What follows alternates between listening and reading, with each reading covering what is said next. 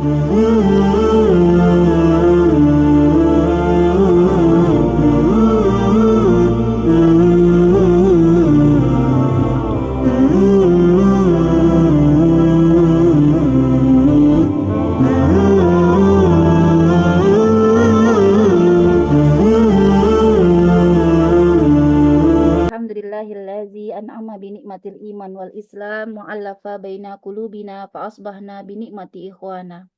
Alhamdulillahillazi hadana li hadza wa ma kunna linahtadiya laula an hadanallah. Asyhadu an la ilaha illallah wahdahu la syarikalah wa asyhadu anna Muhammadan abduhu wa rasuluhu allazi la nabiyya ba'da. Rabbi shrah li sadri wa yassir li amri wahlul 'uqdatam min lisani yafqahu qawli.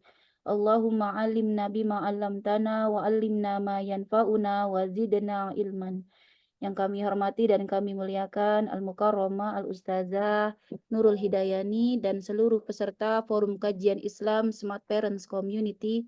Alhamdulillahirabbil alamin, segala puji bagi Allah yang telah memberikan kita nikmat iman, nikmat Islam, juga nikmat sehat walafiat, sehingga pada hari ini, di subuh hari ini kita bisa dapat berkumpul bersama-sama dalam mengkaji ilmu Islam, materi dasar Islam bersama Al-Mukarramah Al-Ustazah Nurul Hidayani.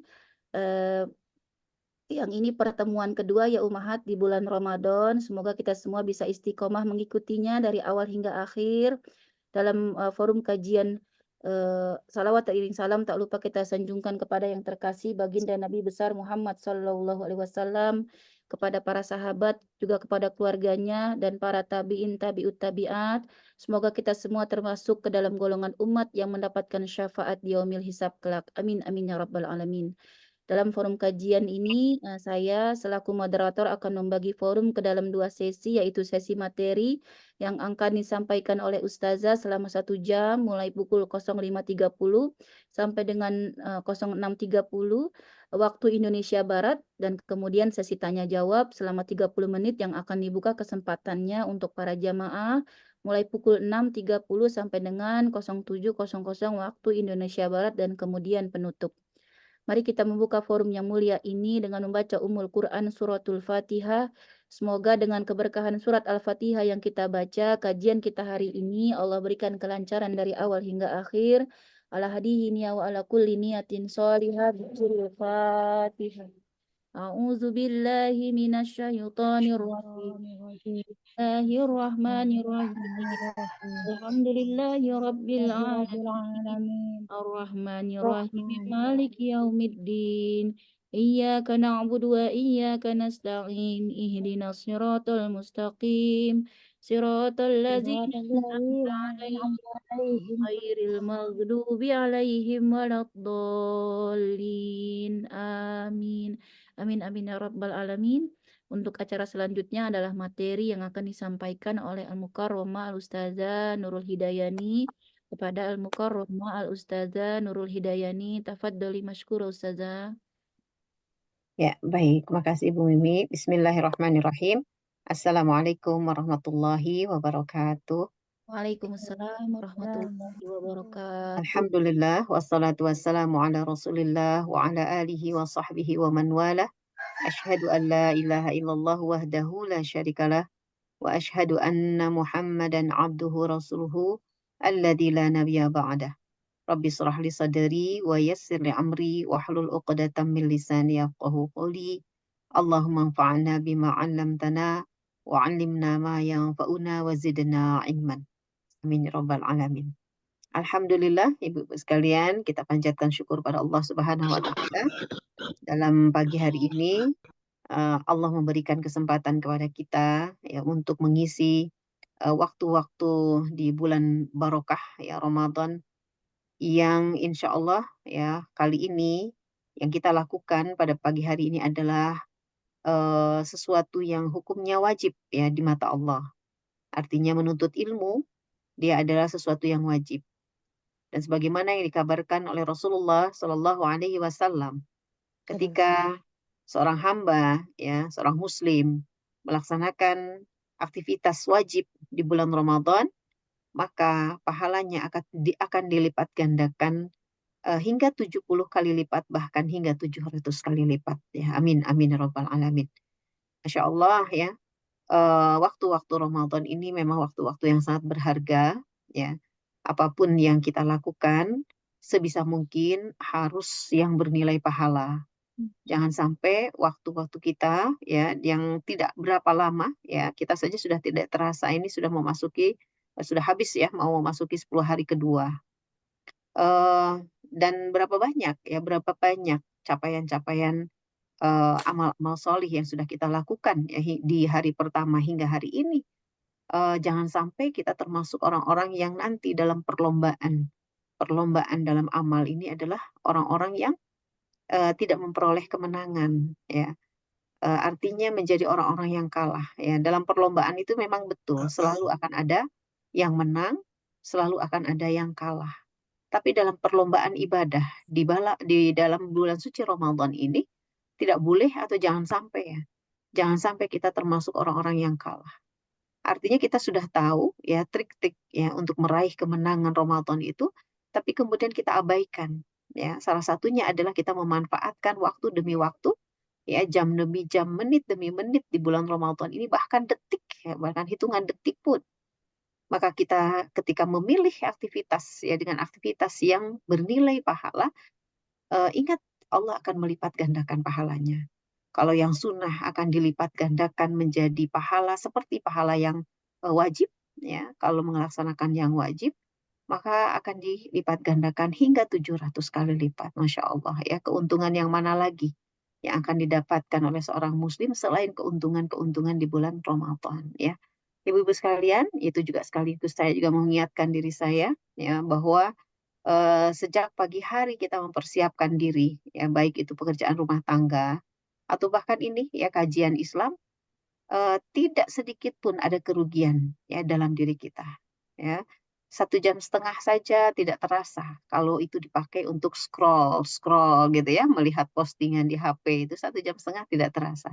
Tapi 1,5 jam yang kita lalui melaksanakan aktivitas yang wajib ini ya pahala yang berlipat akan kita dapatkan insya Allah ya. Amin ya robbal alamin. Nah ibu-ibu sekalian untuk yang waktu pertama sudah mengikuti ya kajian kita di bulan Ramadan, ini adalah kajian yang kedua ya, pertemuan yang kedua. Saya masih akan melanjutkan pembahasan terkait dengan potensi diri yang kemarin masih tertunda ya, masih satu sesi ya. Kalau saya lihat di sini materi kita masih ada setengahnya lagi yang belum saya sampaikan. Ya, mudah-mudahan apa yang kemarin kita sudah bahas sebagiannya ibu-ibu bisa memahami ya. Kalau ada yang masih ingin dipertanyakan boleh disiapkan dari sekarang ya, dicatat pertanyaannya. Saya akan tetap lanjutkan dulu ya, meskipun nanti mungkin ada yang baru gabung ya di pertemuan yang kedua ini, nanti boleh ya disiapkan saja pertanyaan-pertanyaan yang mungkin ingin disampaikan. Nah, ibu-ibu sekalian, kemarin kita sudah membahas ya terkait dengan potensi diri manusia ya. Maaf nih, kemarin ini materi yang sekarang ya tentang akal dan pikiran. Ya.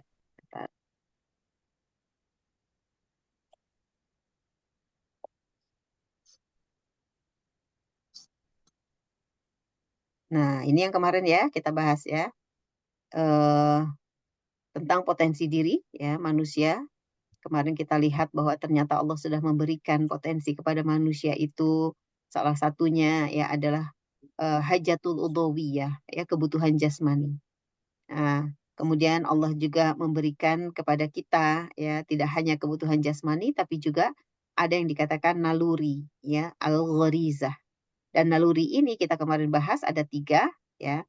Yang pertama adalah naluri yang dikatakan sebagai naluri bako ya atau gharizatul bako ya di mana ghariza bako ini adalah keinginan seseorang untuk diakui keberadaannya ya melalui berbagai hal. Jadi ada rasa marah ya, perasaan marah, perasaan kecewa, perasaan sedih, perasaan ingin dihargai ya dan seterusnya. Ini adalah bagian dari naluri bako ya atau gharizah bako yang Allah berikan kepada kita. Artinya memiliki ya rasa marah itu naluriyah sifatnya ya fitrah. Tetapi bagaimana nanti melampiaskan rasa marah, itulah yang akan ditanyai di akhirat, ya, akan dimintai pertanggungjawaban. Seseorang memiliki rasa sedih itu juga adalah naluriah. Tapi bagaimana dia mengungkapkan rasa sedihnya itu yang akan ditanya di akhirat, ya. Ini yang dikatakan sebagai naluri. Ya, kalau baru sampai kepada naluri saja, perasaan-perasaan itu muncul dalam diri kita, maka itu fitrah, tidak ada dosa, ya. Mencintai seseorang, ya, munculnya rasa suka, ya, kepada lawan jenis itu adalah fitrah. Tetapi bagaimana nanti melampiaskannya itu yang akan ditanyai di akhirat, ya. Nah, ini adalah yang kedua, gharizatun nau', ya, yaitu naluri untuk melestarikan keturunan, ya, keinginan untuk melestarikan keturunan. Nah, bentuknya ya tadi, ya, mencintai suami atau pasangan kita, ya, menyukai lawan jenis, ini adalah bagian-bagian dari naluri dan itu tidak ada dosa karena dia adalah pemberian dari sisi Allah, ya, naluri ini. Adapun nanti bagaimana cara mengungkapkan, ya, bagaimana cara menyalurkan, ya, rasa menyayangi, keinginan untuk mencintai dan sebagainya itu yang akan ditanya di akhirat, ya, karena nanti berkaitan dengan perbuatan manusia, ya. Kalau baru sekedar perasaan saja sebetulnya tidak ada dosa, ya, dalam diri manusia. Nah, kemudian juga terkait dengan yang ketiga adalah naluri tadayyun. Apa naluri tadayyun atau gharizatut tadayyun? Dia adalah naluri atau kecenderungan untuk mensucikan Tuhan, atau mensucikan sesuatu yang berada di atas dirinya, ya, kekuasaan yang berada jauh di atas dirinya, atau menyandarkan urusannya kepada Sang Pencipta. Nah, ini adalah ghorizah juga, artinya naluri, naluriah, ya. Berbagai agama muncul di tengah-tengah manusia itu sebetulnya dalam rangka realisasi adanya naluri tadayun, ya. Hanya saja kita tidak membahas atau belum membahas apakah agama-agama yang ada di dunia ini semuanya dikatakan benar karena manusia memiliki ghorizah tadayun. Nah, itu beda lagi pembahasannya, ya. Karena nanti dalam memuaskan ghorizah tadayun atau memuaskan kecenderungan ingin mensucikan, ya, Sang Pencipta, itu juga nanti akan dinilai, akan ditanyai apakah proses, ya, memuaskan ghorizah tadayunnya itu benar atau tidak, gitu. Sehingga nanti akan dinilai agama apa yang dia anut, ya. Kalau agamanya adalah agama yang benar, ya, maka pemuasan atau penyaluran ghorizah tadayunnya berarti benar, begitu. Kalau agama yang dianutnya adalah agama yang sesat, ya, maka berarti penyaluran terhadap naluri beragamanya atau ghorizah tadayunnya itu juga dikatakan salah, ya, atau keliru. Nah, ini yang kemarin kita sudah bahas, ya, 3 naluri yang ada dalam diri manusia dan 1 ghorizah hajatul dhawiyah. Yang hajatul dhawiyah itu adalah kebutuhan fisik. Jadi baik itu kebutuhan fisik dan juga naluri yang ada dalam diri manusia. Jadi kebutuhan fisik 1, ya, kemudian naluri 2. Nah, naluri itu ada 3 jenis, ya, naluri ada 3 jenis, gitu ya. Jadi kita baru membahas 2 potensi, ya, baru membahas 2 potensi manusia, di mana potensi ini adalah pemberian Allah, ya. Allah tidak begitu saja menciptakan manusia, kemudian menyuruh ini, menyuruh itu, ya. Tapi Allah tidak memberikan bekal, ya, nggak memberikan bekal untuk manusia atau tidak memberikan alat-alat gitu ya kepada manusia supaya manusia nanti bisa melaksanakan kehidupan sesuai dengan keinginan Allah. Ya. Maka 2 potensi yang sudah kita bahas yaitu 1 hajatul udhawiyah atau kebutuhan fisik, ya, di mana kita punya rasa lapar, punya rasa haus, punya rasa lelah, ya, kemudian sakit, ya, dan seterusnya. Yang ngantuk itu juga semuanya adalah kebutuhan fisik, ya. Dan yang kedua itu yang dikatakan sebagai naluri. Allah memberikan naluri dengan 3 jenis naluri, ya. Naluri beragama, ya, naluri mempertahankan diri, eksistensi diri, dan naluri ingin melestarikan keturunan, gitu ya. Nah, ini yang kemarin sudah kita bahas, ya. Maka kita akan lanjut, ya, dengan potensi yang ketiga, ya, yang Allah berikan khusus kepada manusia, ya. Potensi yang ketiga yang Allah berikan adalah akal. ya, atau pikiran. Ini adalah potensi yang ketiga yang Allah berikan kepada manusia selain hajatul udhawiyah dan gharizah, ya, selain kebutuhan fisik dan naluri. Nah, akal dan pikiran ini dikatakan juga sebagai potensi manusia saja. Beda dengan hajatul udhawiyah dan gharizah, ya.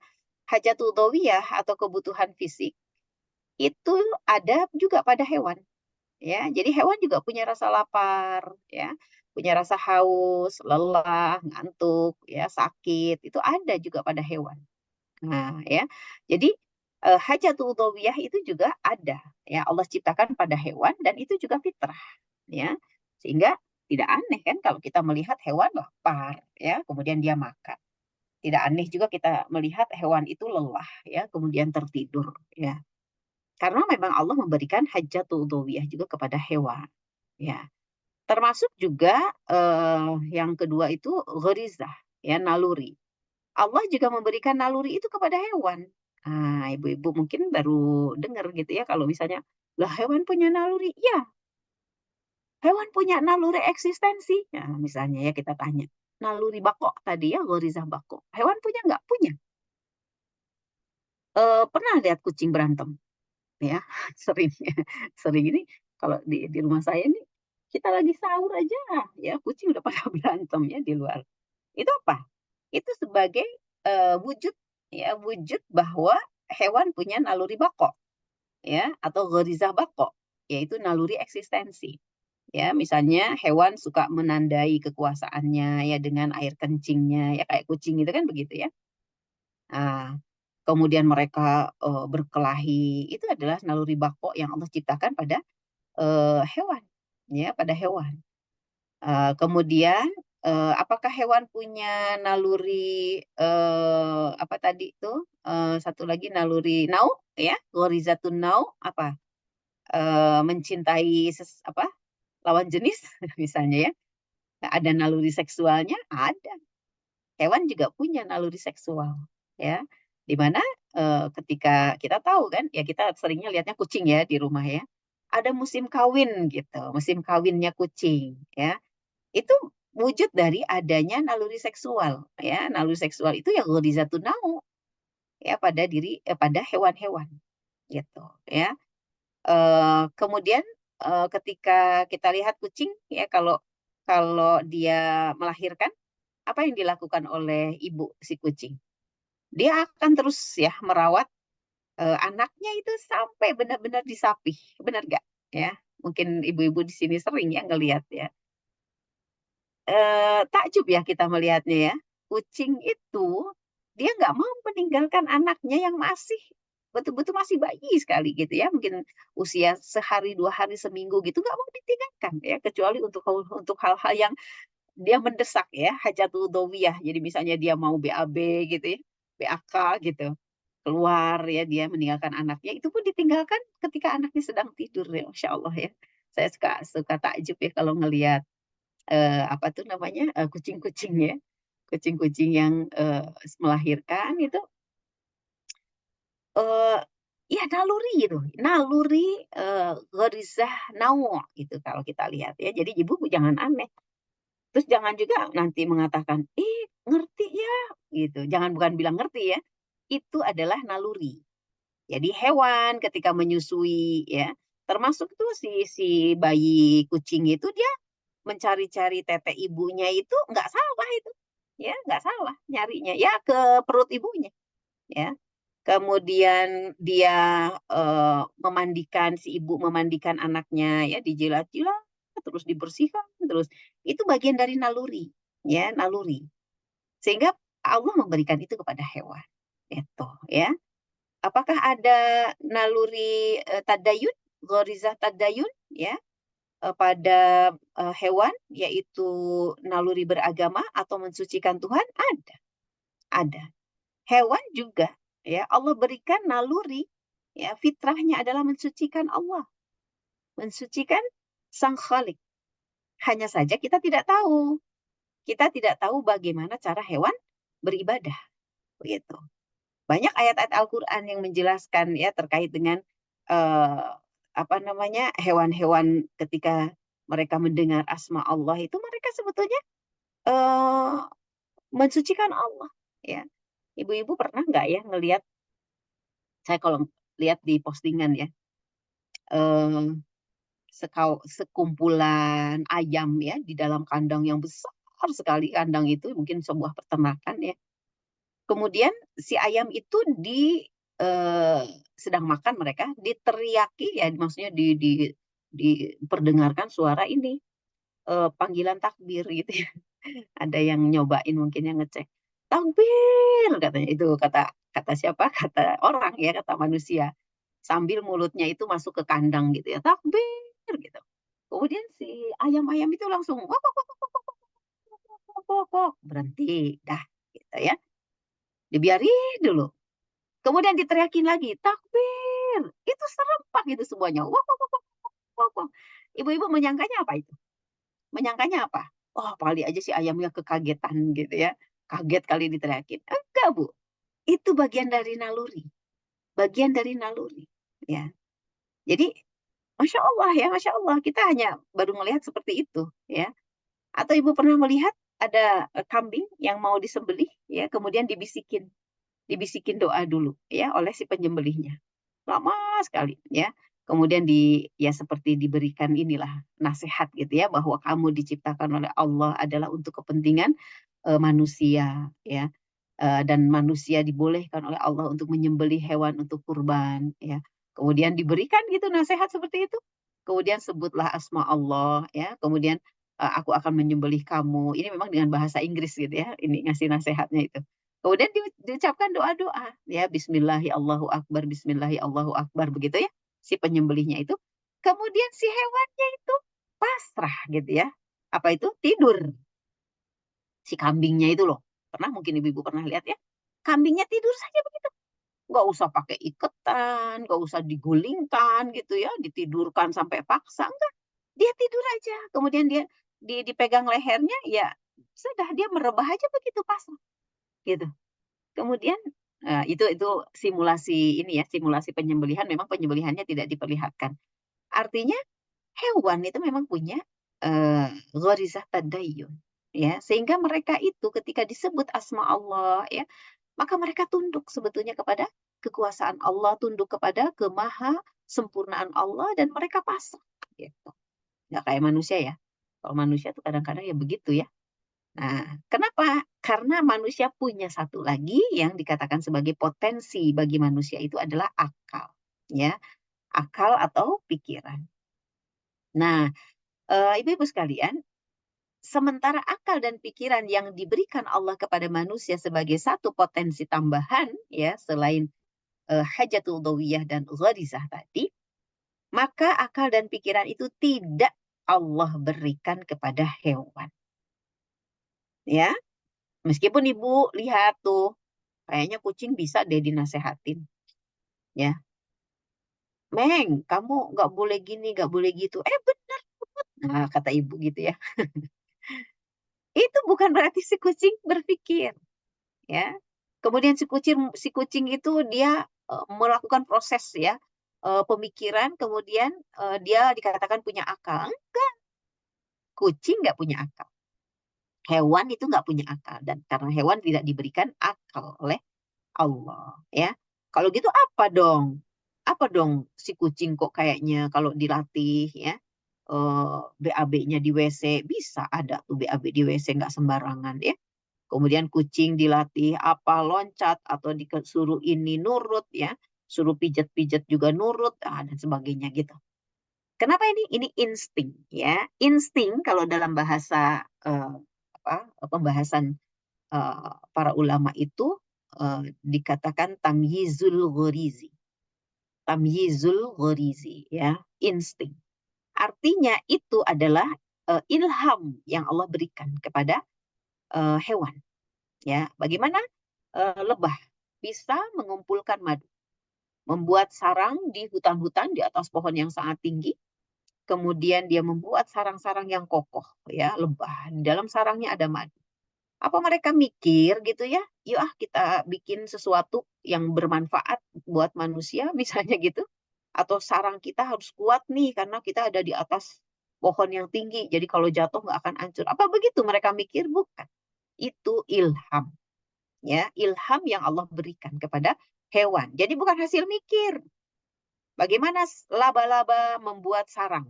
Ya, Ibu tahu sarang laba-laba seperti apa? Muter, muter, muter, muter gitu ya.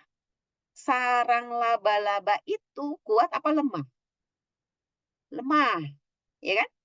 Sarang laba-laba itu lemah, tapi dia mampu menahan terpaan angin, ya. Ya biasanya kan ada di gua, ya, ada di satu sudut-sudut ruangan. Itu ya dia mampu menopang tubuh si laba-laba dan mampu menopang terpaan angin. Tapi nggak mampu juga kalau menghadapi sapunya ibu-ibu. Ibu-ibu kalau suka ngebersihin sarang laba-laba pakai sapu ya sudah hancur juga, ya. Menunjukkan sarang laba-laba ya sebetulnya memang lemah.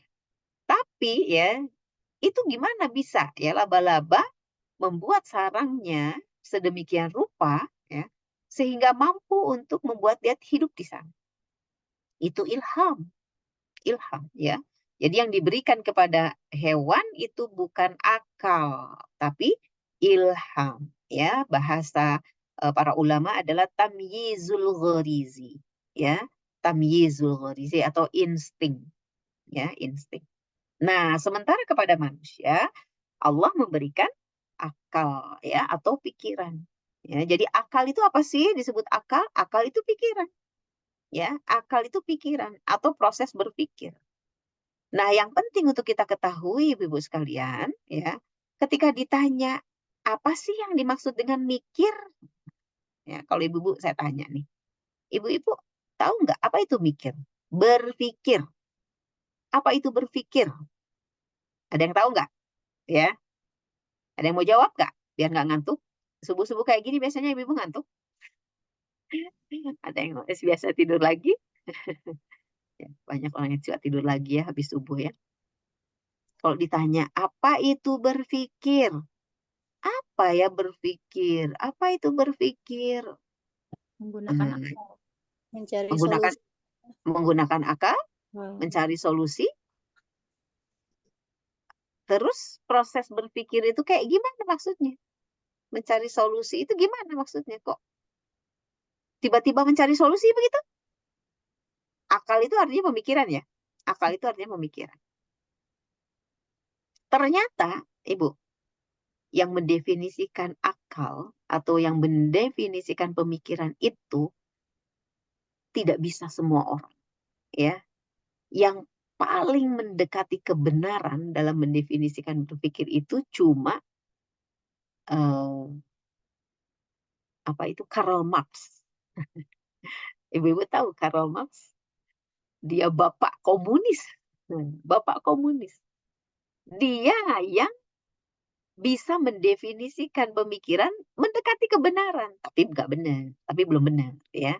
Tentu saja yang mendefinisikan pemikiran secara benar itu adalah Islam, ya, melalui definisi-definisi para ulama. Ya. Ya, dikatakan Syekh Taqiyuddin An-Nabhani yang menjelaskan tentang apa itu yang dimaksud dengan akal atau pemikiran, ya. Dia adalah proses ya mengindra fakta, ya, proses mengindra fakta yang kemudian dia pindahkan ke dalam otak, nah, yang kemudian dilengkapi dengan pengetahuan sebelumnya. Jadi itu yang disebut dengan proses berpikir, ya, atau akal atau pemikiran itu adalah proses mengindra fakta yang dia kemudian salurkan, simpan di dalam otak yang disertai dengan pengetahuan sebelumnya. Gitu, ya. Jadi proses apa? Pemindahan, ya, pemindahan penginderaan, ya. Pemindahan penginderaan ya suatu fakta ke dalam otak yang disertai dengan pengetahuan sebelumnya. Gitu. Itu disebut dengan berpikir. Emang begitu ya? Iya. Yang disebut berpikir itu proses pemindahan fakta yang diindra atau penginderaan fakta ke dalam otak, ya. Tapi nggak bisa tuh, ya, terjadi proses berpikir kalau nggak punya pengetahuan. Makanya kemudian yang namanya berpikir itu ya memang butuh 4 komponen. Berpikir itu butuh 4 komponen ya. Dan ini juga karunia dari Allah. Apa saja komponen berpikir ya sehingga ini adalah bagian dari potensi manusia dan ini adalah karunia yang Allah berikan kepada kita. Yang pertama, berpikir itu membutuhkan fakta. Ya, fakta itu apa sih? Sesuatu yang bisa kita indra. Ya, fakta itu adalah sesuatu yang bisa kita indra. Baik dengan indra pendengaran, penglihatan, penciuman, ya, perasa atau peraba, nah, ya. Maka ini adalah indra, ya. Nah, fakta yang bisa diindra itu yang pertama adalah menjadi unsur dari berpikir. Kemudian yang kedua harus ada alat indranya. Yang kedua harus ada alat indra. Apa saja alat indra yang kita tahu kan ada panca indra, ya kan? Panca indra. Ada mata, ya, telinga, hidung, kulit, lidah. Nah, itu panca indra ya, pelajaran SD kita. Nah, ini adalah unsur yang kedua yang membuat seseorang bisa berpikir, ya. Kemudian unsur yang ketiga, ya, manusia bisa berpikir kalau dia ada otak. Ada otak, ya. Atau bahasa Arabnya itu ad-dimagh, ya. Kalau tadi fakta, ya, fakta itu bahasa Arabnya waqi'. Waqi'. Wawu, qaf, ain. Itu fakta. Kemudian indra itu al-hawas. Hawas. Ya, indra itu. Kemudian otak yang ketiga adalah ad-dimagh. Ya, otak. Nah, unsur yang keempat apa? Unsur yang keempat adalah pengetahuan sebelumnya, ya, atau pemahaman sebelumnya yang dia punya. Gitu. Nah, ibu-ibu sekalian, tanpa keempat unsur ini, seseorang atau manusia nggak bisa berpikir, Bu. Nggak akan bisa berpikir.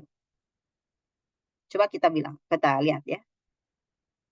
Ada fakta, ada indera, tapi nggak punya otak. Nggak mungkin. Manusia nggak punya otak, nggak mungkin. Ya kan? Oke. Tapi sekarang otaknya punya, ya, inderanya juga ada, tapi nggak ada fakta yang dia indra. Ibu pernah menggambarkan sesuatu yang kosong, ya, menggambarkan atau berimajinasi hidup atau berada dalam sebuah ruangan kosong, kosong aja, nggak ada temboknya, ya nggak bisa dia jadi dikatakan ruangan ya kalau gitu ya. Pokoknya ada dalam satu tempat yang kosong, kosong. Ibu bisa membayangkan? Sulit ya kita membayangkannya, nggak ada fakta yang diindra pada saat itu. Terus kita bisa mikir apa di sana? Kosong saja, kosong saja. Nggak ada fakta yang diindra, maka tidak ada yang bisa dipikirkan. Tidak akan berjalan proses berpikir. Ya. Kemudian kalau dia apa namanya tuh indra faktanya ada, tapi indranya nggak ada. Ya, faktanya ada, sesuatu yang bisa dilihat, didengar, dirasa itu ada semuanya, benda-benda, ya, orang dan sebagainya ada, tapi dia nggak punya indera, satu pun dia nggak punya indera, nggak punya mata, ya, maksudnya nggak matanya nggak bisa melihat,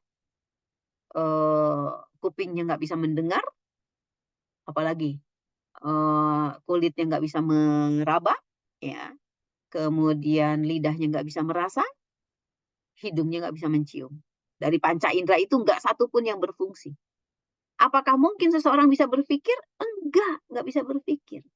Ya, karena syaratnya tadi harus ada minimal satu atau minimal dua panca indera.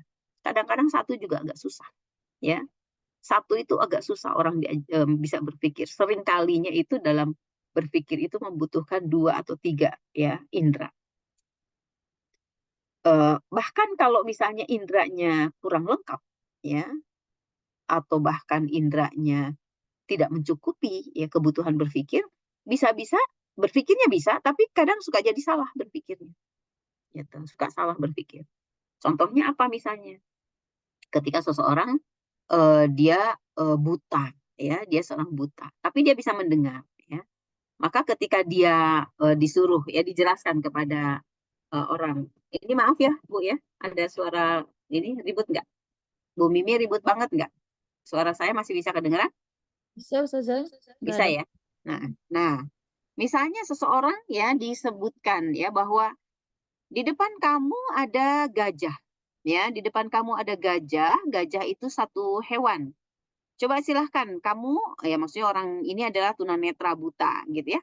Kemudian dia tidak pernah melihat yang namanya gajah seperti apa, tidak pernah ya karena dia buta. Ya tidak pernah juga dikasih informasi gajah itu seperti apa. Pokoknya nih baru dikasih tahu di depan ada gajah.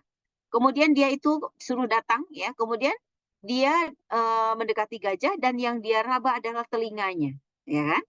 Ketika dia meraba telinganya, maka dia mendefinisikan ya hasil berpikirnya itu adalah gajah itu tipis, lebar gitu ya, dan lunak gitu misalnya ya. Karena yang dia pegang apa? Kupingnya, kuping gajah. Dah selesai. Kemudian didatangkan tunanetra yang lain ya. Dia datang dari belakang gajah ya. Maka kemudian yang dia pegang adalah ekor gajah. Apa yang dia simpulkan dengan gajah? Oh, gajah itu kecil, panjang gitu ya, dan agak lunak gitu ya. Kemudian ada bulu-bulunya, nah gitu. Oh, ini dia salah karena mendefinisikan gajah dari meraba ekornya. Ada juga yang meraba kakinya. Wah, gajah itu ternyata kayak pohon ya, gitu. Kayak pohon bentuknya gini, gini, gini. Karena dia hanya meraba kakinya. Begitupun ketika meraba belalainya, ya, dan seterusnya. Kesalahan dalam penginderaan saja itu bisa jadi kesalahan dalam kesimpulan berpikir, gitu ya. Apalagi dia memang belum memiliki pengetahuan tentang gajah. Jadi akhirnya terdapat kesalahan ya berpikir, gitu. Jadi betapa pentingnya alat indera ya dalam berpikir itu menjadi hal yang pasti ya kepentingan. Nah, begitupun ketika seseorang punya fakta, ada fakta yang dia indra, ada juga indra. Otaknya punya nggak? Punya, ya. Tapi dia nggak punya pemahaman. Apakah dia bisa berpikir? Nggak bisa juga, Bu. Contoh misalnya apa? Anak kecil, ya. Contoh anak kecil, Bu. Bayi ya, bayi. Ketika dia berusia berapa misalnya? Sekian bulan lah ya. Kemudian, ya, eh, dia diberi sesuatu yang berupa apa ya, kita ngasih apa ke dia, misalnya ngasih benda ya yang nggak bisa dimakan ya. Contohnya apa ya, anak-anak usia 6 bulan tuh yang suka masih oral ya, suka makan-makan sesuatu. Maka dia punya indera ya, dia bisa mengindra fakta yang dia lihat ya, dan dia punya otak, tapi dia belum punya pengetahuan. Ya, kita kasihkan HP, kita kasihkan apa namanya bola, semuanya masuk ke mulutnya gitu. Ya itu menunjukkan apa? Dia belum memiliki pemahaman ya mana yang bisa dimakan, mana yang tidak, atau mana yang boleh dimasukkan ke dalam mulutnya, mana yang tidak. Gitu. Itu salah satunya bahwa anak-anak yang kecil ya, anak-anak yang masih kecil itu dikatakan belum bisa berpikir. Ya, anak-anak yang kecil itu masih belum bisa berpikir. Tapi kan dalam perkembangannya mereka jadi ngerti gitu ya. Oh, usia berapa? Ya usia bulanan juga sudah tahu. Oh ini untuk dimakan, yang ini tidak dimakan, untuk dilempar. Misalnya bola, dikasih bola dia lemparkan, ya. Kemudian dikasih kue dia makan.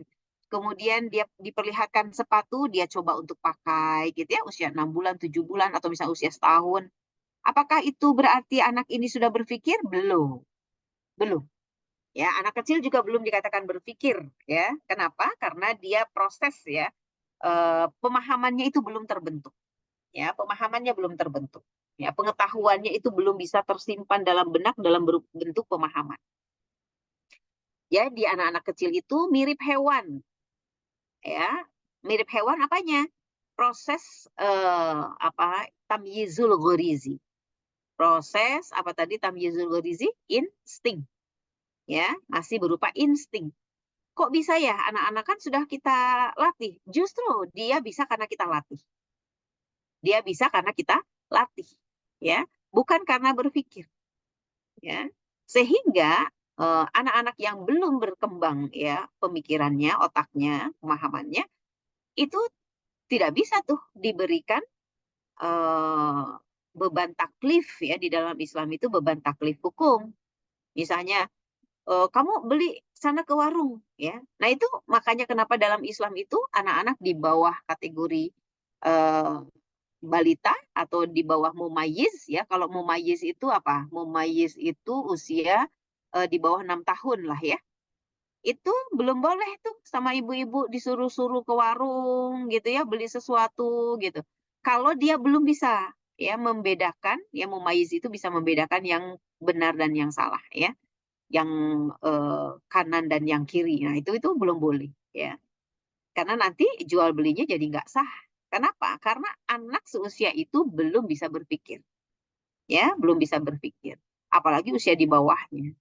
Nah, inilah yang disebut dengan potensi pada manusia, ya, berupa akal dan pikiran yang Allah berikan kepada kita, ya, sebagai salah satu potensi bagi kita, khusus kepada manusia, tidak kepada hewan. Dan justru akal dan pikiran inilah yang membedakan manusia dengan hewan, ya. Jadi Allah berikan seperangkat ya, seperangkat sebuah sistem berpikir ya dalam diri manusia sehingga manusia bisa melakukan proses berpikir ya. Nah, ketika Allah mengatakan a'udzubillahi minasyaitonirrajim, innallaha la yughayyiru ma biqaumin hatta yughayyiru ma bi anfusihim. Sesungguhnya Allah tidak merubah keadaan satu kaum sehingga mereka merubah keadaan yang ada pada diri mereka sendiri. Ada kata-kata hatta yughayyiru ma bi anfusihim. Ada kata-kata ma di sana, ya. Para ulama mengatakan bahwa manusia itu berubah karena ma bi anfusihim. Apa-apa yang ada dalam dirinya. Apa? Yang apa-apanya itu apa? Nah, ternyata para ulama menafsirkan ma bi anfusihim adalah pemikiran. Pemikiran yang ada pada diri mereka. Ma bi anfusihim. Artinya apa?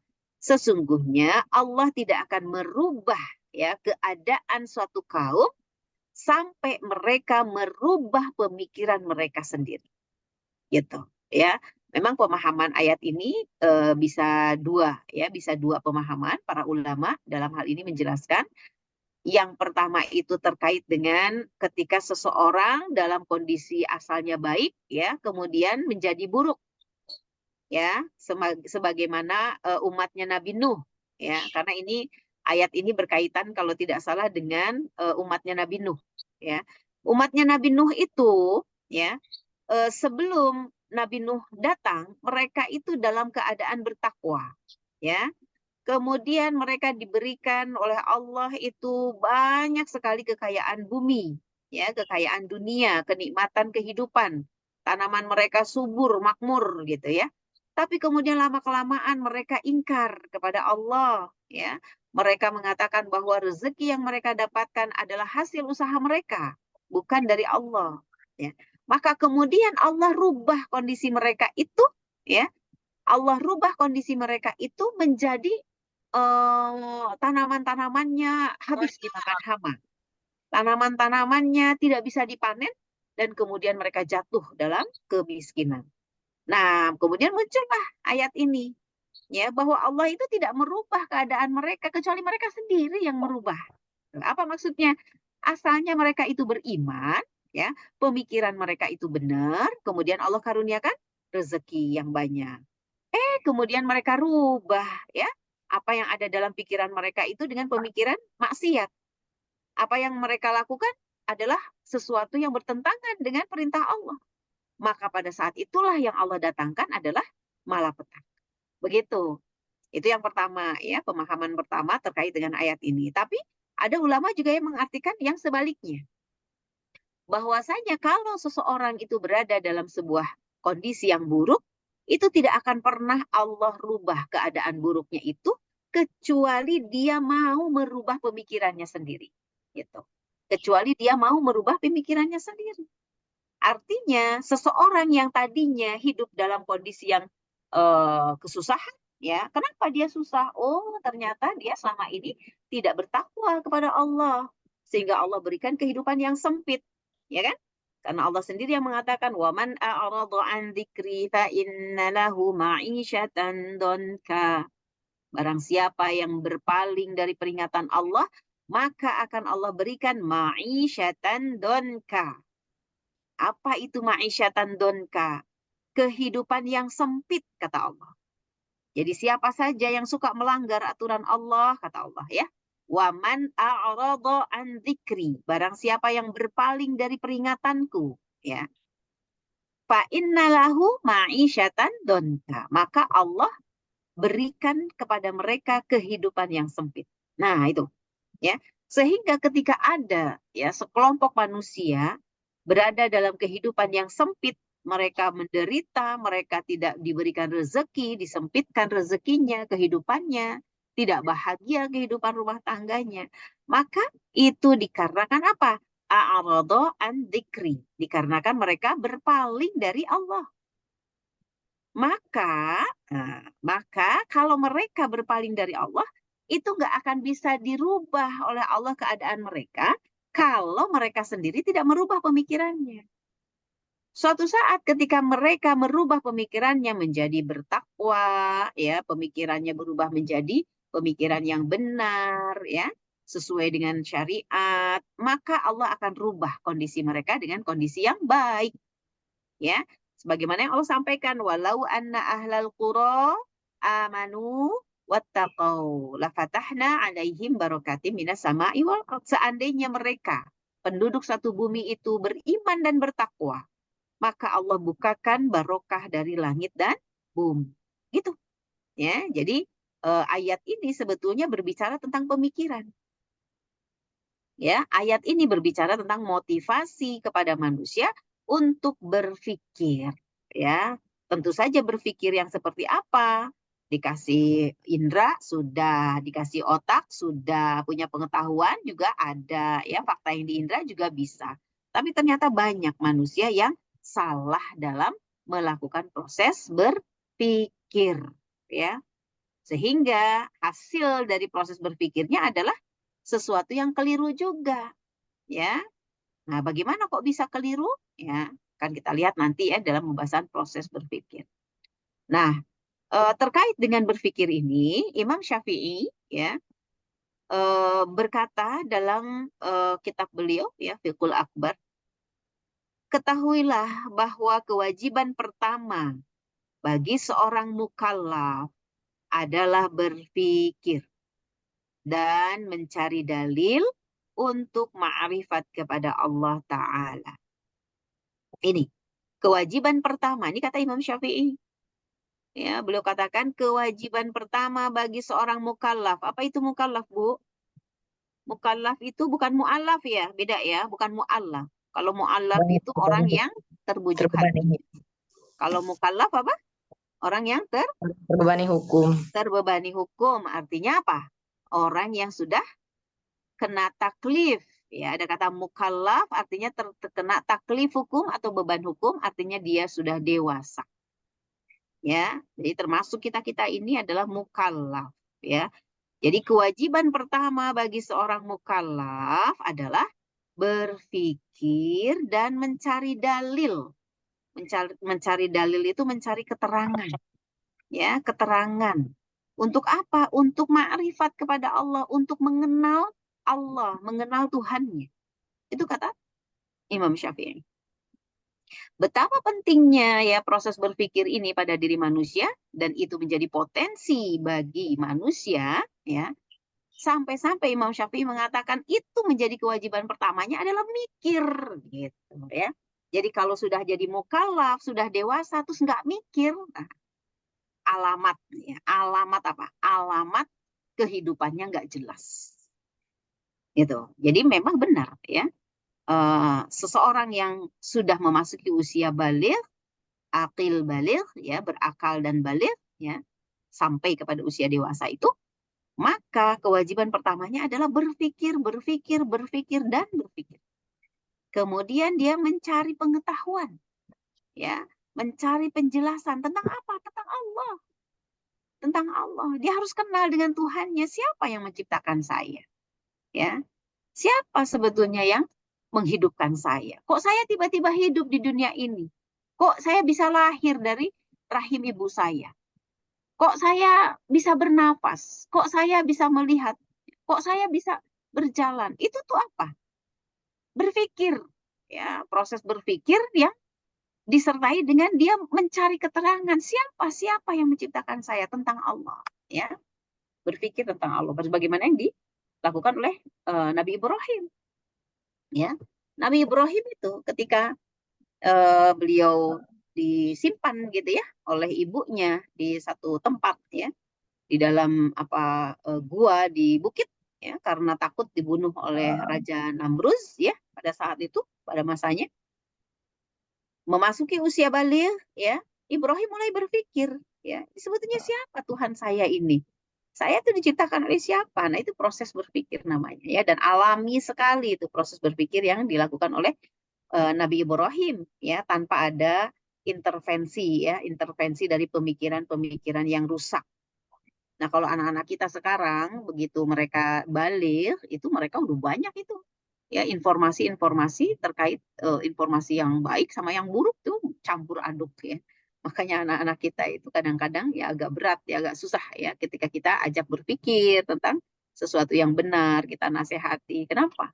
Karena udah nggak murni, nggak seperti kertas putih lah gitu ya, anak kita yang memasuki usia dewasa dalam kondisi kehidupan sekuler seperti sekarang. Ya, jadi nggak kayak kertas putih, ya. Kertas putihnya itu dulu aja waktu bayi. Tapi begitu memasuki usia balik, mereka udah banyak sekali, ya, terkontaminasi, ya, dengan informasi-informasi yang rusak, gitu, ya. Nah, gitu ya ibu-ibu, ya. Ini betapa pentingnya berpikir, ya, menurut Imam Syafi'i sampai dijadikan sebagai sampai dikatakan oleh beliau adalah kewajiban pertama, ya, untuk manusia. Oke. Nah, kita akan lihat, ya, bahwa bagaimana ini sebetulnya pengaruh akal tadi, ya, pengaruh pemikiran tadi dalam kehidupan manusia, ya. Bahwa manusia ketika dia punya, ya, kebutuhan jasmani, dia memiliki naluri, ya, dia punya naluri, dia juga punya kebutuhan jasmani dalam dirinya, maka pemenuhan terhadap kebutuhan jasmani dan pemenuhan terhadap naluri itu dipengaruhi oleh akal. Nah, dipengaruhi oleh proses berpikir. Gitu, ya. Seseorang ketika melakukan proses berpikir dalam rangka memenuhi kebutuhan jasmaninya, pasti dia akan dipengaruhi oleh sebuah keyakinan. Ya, pasti dia akan dipengaruhi oleh sebuah keyakinan. Nah, ketika seseorang, ya, atau seorang manusia akalnya itu disandarkan kepada sebuah keyakinan yang benar, maka akalnya akan mempengaruhi proses pemenuhan kebutuhan jasmani dan naluri. Ya. Tetapi sebaliknya, ketika seseorang, ya, akalnya atau pemikirannya dipengaruhi, ya, oleh, ya, satu asas berpikir yang salah, ya, pondasi yang salah, ya, atau istilahnya paradigma berpikirnya salah, maka itu juga akan berpengaruh kepada proses pemenuhan kebutuhan jasmani dan naluri. Ya, contohnya apa? Yang kemarin sudah kita bahas, ya, terkait dengan misalnya seseorang laki-laki, ya, melihat perempuan cantik, ya, dia lihat perempuan cantik, maka tumbuhlah bangkitlah naluri seksualnya, ya kan? Bangkitlah syahwatnya melihat perempuan cantik, ya. Kemudian perempuan itu melihat juga ke dia, berpandang-pandanganlah mereka, gitu. Tapi kemudian kalau yang ada di dalam benak si laki-laki ataupun si perempuan ini adalah asas berpikir yang salah, Misalnya asas berpikir sekuler ya, gaya berpikirnya atau corak berpikirnya orang-orang barat. Dikatakan bahwa kata orang barat itu bahwa perempuan itu adalah alat pemuas bagi laki-laki gitu, dan laki-laki menjadi alat pemuas bagi perempuan. Pemuas apa? Pemuas seksual. Itu kata barat ya.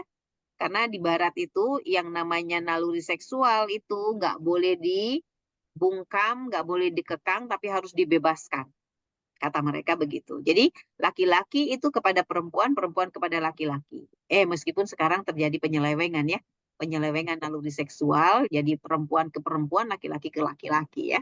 Atau bahkan malah manusia ke hewan. Sekarang udah parah lagi ininya. Penyelewengannya.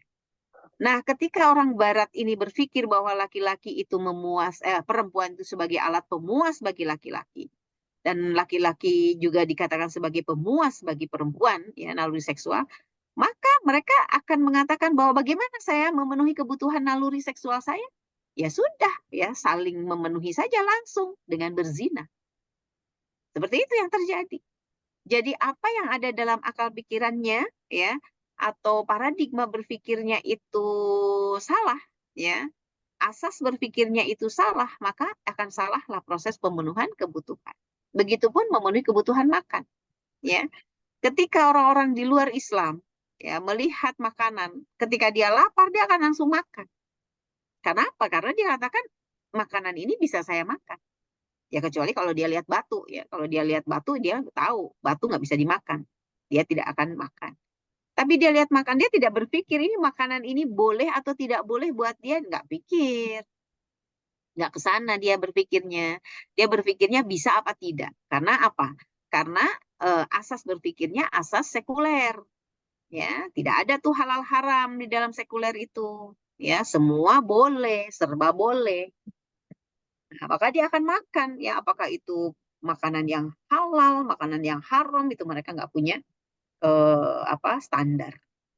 Tapi ketika seseorang berpikirnya itu disandarkan kepada keyakinan Islam, kepada syariat Islam, maka tentu dia ketika memenuhi kebutuhan jasmaninya, salah satunya adalah makan, dia akan berpikir, apakah makanan yang ada di depan saya ini adalah makanan yang dibolehkan oleh agama saya atau oleh syariat.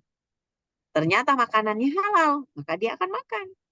Tapi kemudian dia lihat, oh makanannya ini haram ini, gitu ya. Misalnya apa? Bistik babi. Nah, itu jelas. Ya, meskipun bistik itu membuat dia sangat bangkit seleranya, gitu ya, ingin makan. Tapi karena proses pemenuhan kebutuhannya itu dipengaruhi oleh akalnya, maka dia akan menolak ya kalau sesuatu yang haram. Jadi di sini, Ibu sekalian, akal itu akan tunduk ya kepada syariat jika dia menetapkan ya standar berpikirnya adalah syariat.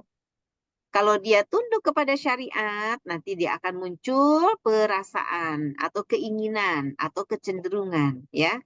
Ya, dia bikin, wah ini makanan enak nih, halal lagi. Kemudian dia berpikir, kalau gitu aku boleh makan ini. Dan aku pun akan makan karena aku lagi lapar. Nah, maka setelah berpikir gitu, dia langsung memunculkan action, memunculkan perbuatan, amal. Ya, maka dia akan makan. Ya, sebagaimana yang kita lakukan lah selama ini. Itu sebetulnya proses berpikir ya dalam diri kita. Ya, ketika kita termasuk juga kayak sekarang saum ya, kita sedang saum, ketika kita di siang hari ditawari minum ya, maka akan berpikir ini sebentar kita sedang memenuhi apa nih ya. Lapar sih lapar ya, dalam perut kita lapar, tapi ketika ditawari makan atau minum di siang hari, kita akan berpikir dulu ya, paradigma berpikir kita kepada syariat, ini bulan Ramadan. Maka dia akan mengatakan bahwa saya meskipun lapar, saya tidak boleh makan. Gitu. Muncullah suluk. Suluk itu action atau amal, ya, perbuatan dia. Apa perbuatannya? Meninggalkan makan atau menolak tawaran makan. Begitu, ya. Jadi betapa besar ya peran akal ya untuk mengendalikan pemenuhan kebutuhan-kebutuhan manusia, baik itu kebutuhan jasmani maupun kebutuhan naluri. Dan ini dipengaruhi oleh akal, ya.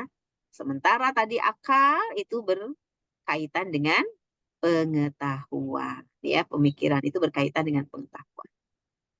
Nah, ketika Allah Subhanahu wa taala di dalam Quran surat Al-Maidah ayat 76, ya, mempertanyakan, ya, kepada kita, mengapa kamu menyembah selain dari Allah, sesuatu yang tidak dapat memberi madarat kepadamu dan tidak pula mendatangkan manfaat bagimu? Dan Allah itu maha mendengar lagi maha mengetahui. Ini sebetulnya Allah itu tahu manusia itu diberi akal, bisa dipakai mikir, gitu ya. Ketika ada sesuatu yang disembah-sembah tapi nggak ngasih madarat, nggak ngasih manfaat, maka pemikiran ini pasti didasarkan kepada pemikiran yang standar yang keliru, ya, paradigma yang keliru, ya. Sebagaimana umat-umat terdahulu, mereka menyembah patung, ya, menyembah gunung, menyembah matahari, ya, dan seterusnya, menyembah api. Allah pertanyakan seperti ini, apa mereka nggak mikir gitu? Apa mereka nggak mikir?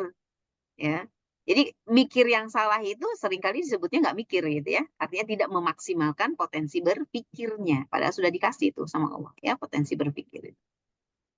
Nah, ketika kita melihat, ya, satu barang, ya, dalam Islam itu, ya, tentu saja barang itu bisa jadi hukumnya itu dua, ya, bisa jadi haram, bisa jadi halal, ya, kalau untuk barang, ya, kalau untuk perbuatan 5 nanti, ya. Hukum terhadap satu benda itu dua, kalau nggak halal, ya haram.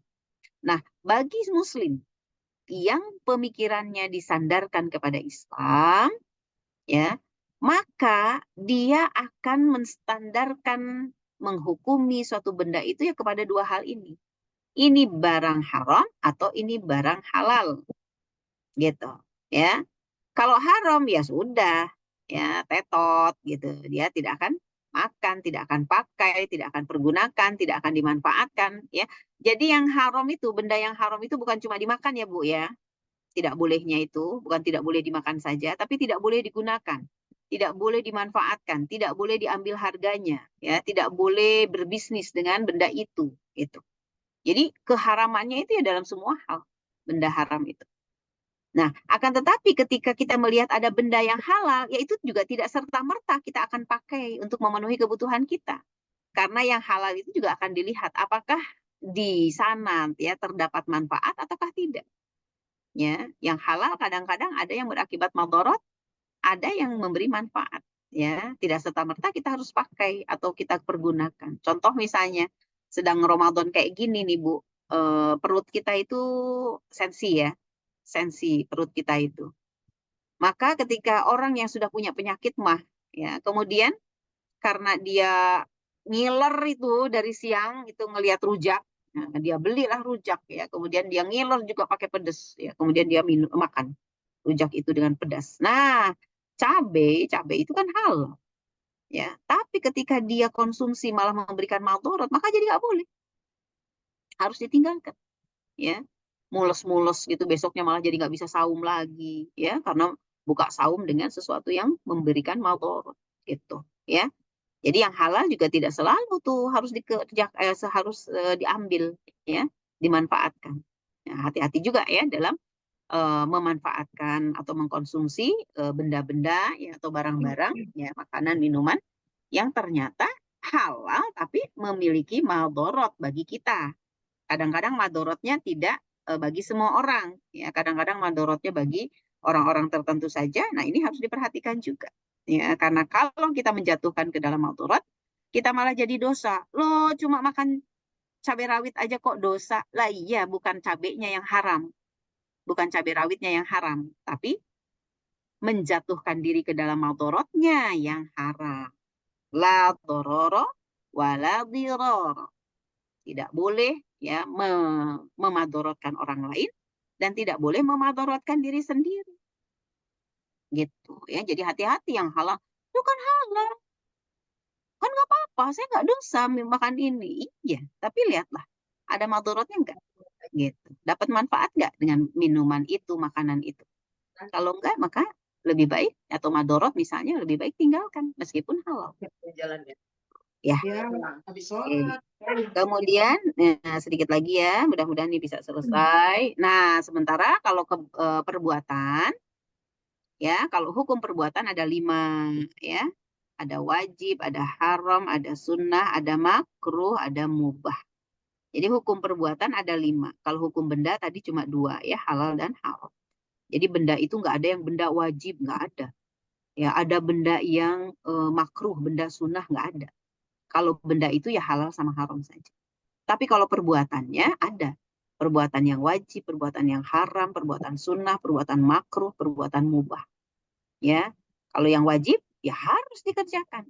Kalau yang haram harus ditinggalkan. Kalau yang sunnah upayakan dikerjakan. Kalau yang makruh upayakan ditinggalkan. Kalau yang mubah boleh pilih, tapi pilihlah yang memberi manfaat. Gitu, ya, memberi maslahat. Oke, silakan ya kalau ada yang mau ditanyakan nanti kita siapkan ya.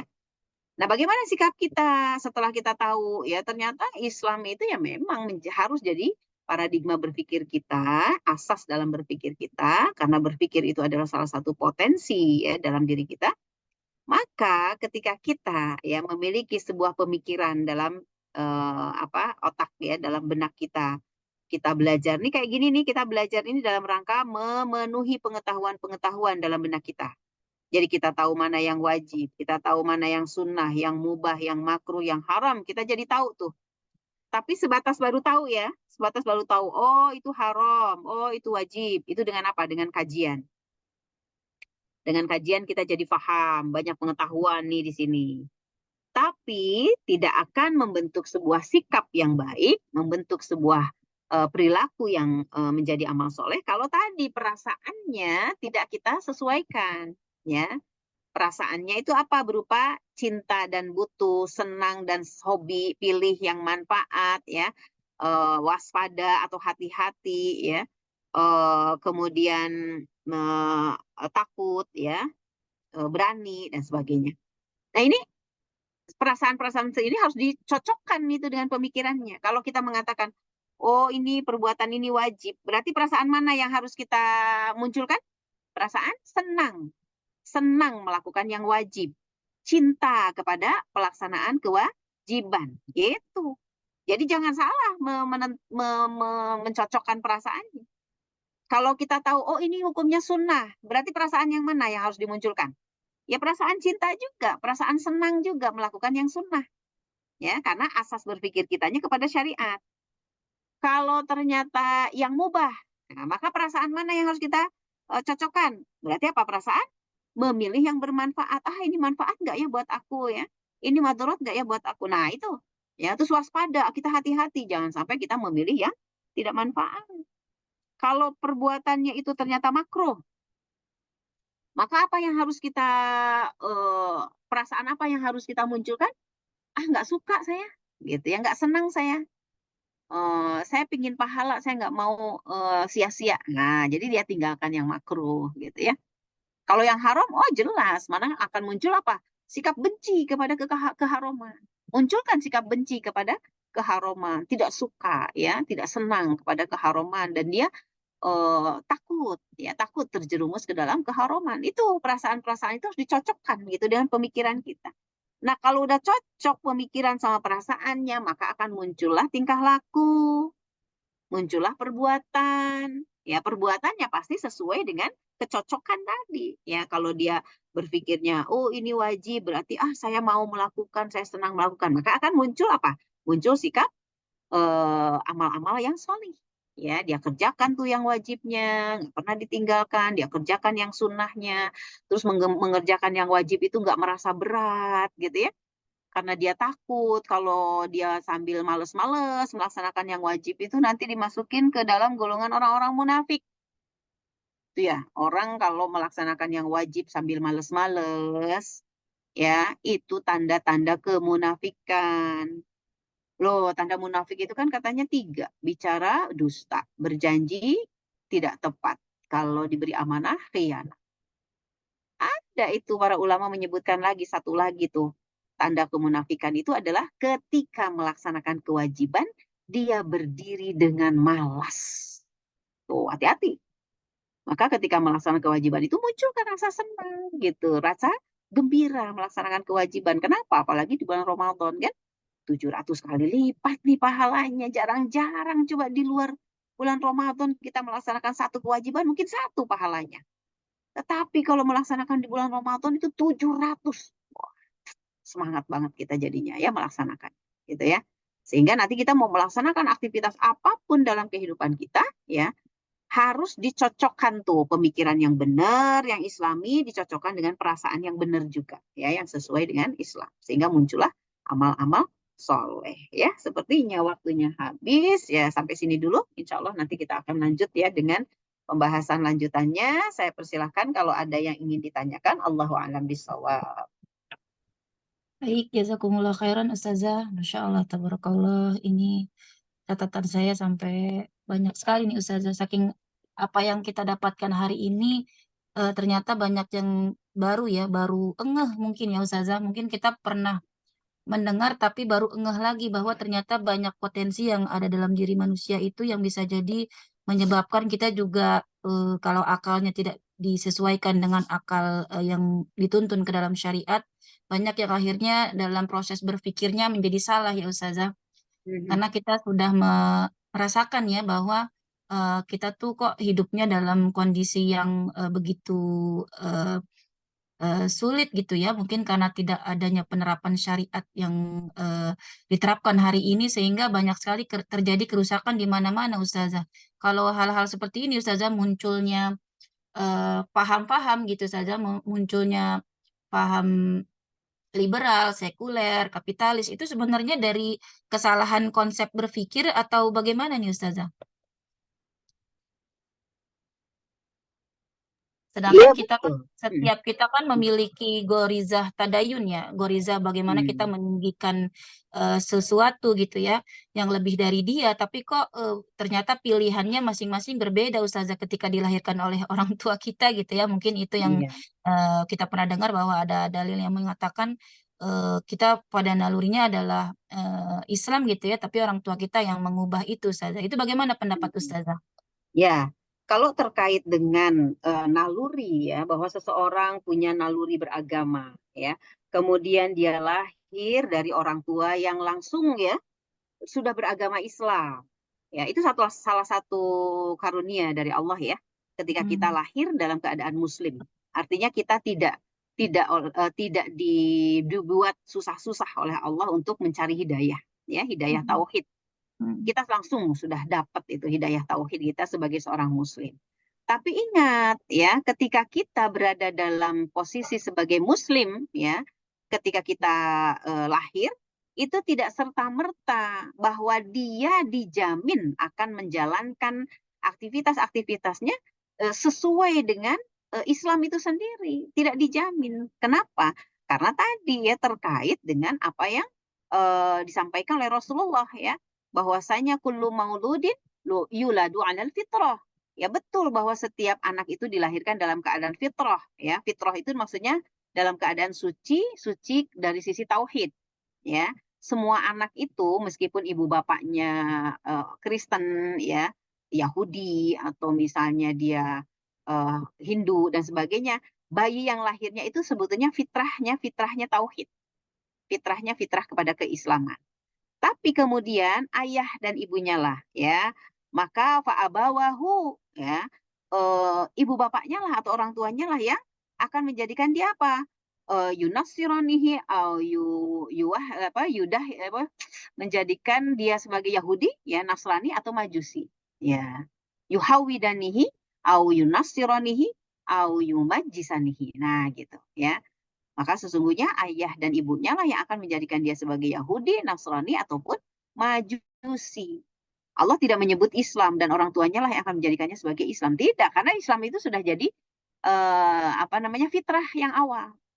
Jadi yang ngerubah fitrah manusia itu, merubah fitrah anak itu adalah orang tuanya. Ya, kalau dia menjadi tetap Muslim yang taat, bahkan menjadi Muslim yang taat pada saat dewasa, artinya orang tuanya itu pandai atau bisa menjaga fitrah. Disebutnya menjaga fitrah. Gitu ya. Jadi kalau anak lahir dalam keadaan Muslim, sampai dewasa dia Muslim. Oh berarti orang tuanya dia bisa menjaga fitrah. Berarti amanah ya. Amanah Allah dia kerjakan, yaitu dijaga fitrah. Begitu. Jadi bergantung nanti proses berpikir yang akan dilatih oleh orang tuanya. Ya, proses berpikir yang dilatih oleh orang tuanya. Nanti orang tuanya akan memberikan pengetahuan, orang tuanya akan melatih ya proses berpikir. Kalau anak itu kan dilatih awal-awal dia masih berupa insting. Ini nggak boleh dimakan, ini tidak boleh dipegang, ini tidak boleh diinjak, gitu. Atau ini boleh dimakan, ini boleh dia. Itu adalah proses memberikan sedikit demi sedikit pengetahuan dari orang tua kepada si anak. Nanti sampai kemudian di usia balik, maka anak ketika sudah penuh ya pengetahuannya, tentu pengetahuan yang harusnya diberikan adalah pengetahuan Islam ya yang sesuai fitrah tadi, maka proses berpikir anak itu akan tertuntun dengan Islam. Begitu. Jadi kembali lagi kan ada yang minus gitu ya pemahaman Islamnya, sehingga Islam sih Islam, tapi kok gimana ya? Nggak paham juga kalau ini nggak boleh ya, yang haram masih dikerjakan, yang wajib masih ditinggalkan. Ini berarti orang tuanya. Orang tuanya tidak memaksimalkan peran penjagaan fitrahnya. Berarti orang tuanya kurang amanah kepada Allah dalam menjaga anaknya, menjaga fitrah anaknya. Sehingga sampai dewasa, sampai balik, anak masih belum paham ini, belum paham itu. Gitu. Mungkin juga termasuk kita. Ya, kita kok udah dewasa, belum paham ini, belum paham itu. Boleh jadi karena orang tua kita, ya, yang pengetahuannya juga minim, sehingga tidak mengarahkan kita kepada pemahaman Islam. Kenapa bisa begitu orang tua kita? Mungkin dari orang tuanya lagi, terus ke atas gitu. Yang pasti kalau kita sudah balik, sudah dewasa, kita jangan gitu ya sampai menyalah-nyalahkan orang tua. Karena kita nih baru belajar Islam di usia setengah abad gitu. Ya nggak jadi masalah, alhamdulillah. Ya, jangan nyalahin orang tua. Tapi kita bersyukur saja kepada Allah bahwa Allah masih memberikan kesempatan kepada kita.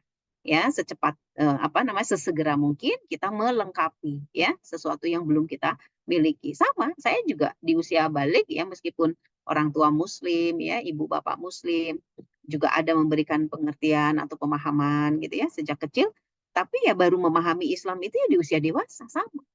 Ya di usia dewasa. Jadi kita bersegera saja ketika kita sudah paham ya, bersegera untuk memperbaiki diri dengan pengetahuan-pengetahuan Islam ya dan perasaan-perasaan yang dicocokkan dengan pengetahuan Islam tadi. Gitu. Begitu Bu Mimi, Allahu a'lam. Allah, baik, jazakumullah khairan. Ustazah, ini ada pertanyaan dari Ibu dosen nih, Ibu Atik. Apa dapat disimpulkan akal seorang anak dalam pemenuhan kebutuhan jasmani dan nalurinya semua tergantung sama orang tuanya? Bagaimana orang tuanya mendidik sejak dini, bahkan sejak dalam kandungan. Itulah yang akal yang terbentuk dari seorang anak. Pengenalan-pengenalan kalimatullah pada anak itu bisa dilakukan sejak dalam kandungan. Kurang lebih pertanyaannya sama dengan apa yang saya tanyakan dan Ustazah jawab. Iya, iya betul ya. Jadi ketika dikatakan bahwa anak itu proses pemenuhan kebutuhan jasmani dan nalurinya benar sejak kecil itu bergantung kepada apa yang dibiasakan oleh orang tuanya. Ya, karena apa? Karena anak itu belum berpikir, ya, dia baru insting. Maka kalau insting atau tamyizul ghorizi itu bergantung pada pembiasaan. Ya kayak kucing. Kucing itu dibiasainnya gimana? Ada itu saya ngelihat kucing kok bisa makan ubi, bisa makan buah naga, ya. Ada kucing. Saya itu aneh gitu. Ini kucing kok bisa makan itu dan lahap sekali. Itu pembiasaan. Bukan si kucingnya tahu, oh ini karbo, oh ini zatnya mineral, ini buah. Enggak begitu. Dia karena dibiasakan. Ya, kalau pembiasaannya keliru, maka dia akan menyukai kekeliruan. Ya, kucing katanya nggak boleh dikasih makan nasi. Lah kita ngasihnya makan nasi dicampur ikan kan gitu ya. Malah ada juga tuh kucing yang dikasih nasi, ikan, sambel. Sama sambelnya sekalian. Ya, ada nggak yang kayak gitu ya? Ternyata suka juga tuh pakai lalap sekalian ya si kucingnya. Itu dia dibiasakan dengan yang salah ya oleh si majikannya ya. Maka si kucing akhirnya senang lah terus aja senang, dia senang nasi, senang sayurannya, lalapnya juga senang. Itu saya sampai ngelihatnya, kok bisa ya ada kucing makan begitu. Ternyata itu pembiasaan. Begitupun anak kita. Anak kita yang masih kecil, dia belum berpikir ya, ya sampai dia mumayyiz atau dewasa ya. Mumayyiz itu juga sebetulnya masih apa namanya perkembangan ya, meskipun sudah lewat dari insting ya. Nah, anak yang masih dalam proses tamyizul ghorizi atau belum sampai mumayyiz atau balik, betul-betul bergantung kepada orang tuanya dalam proses pemenuhan kebutuhan jasmani dan nalurinya.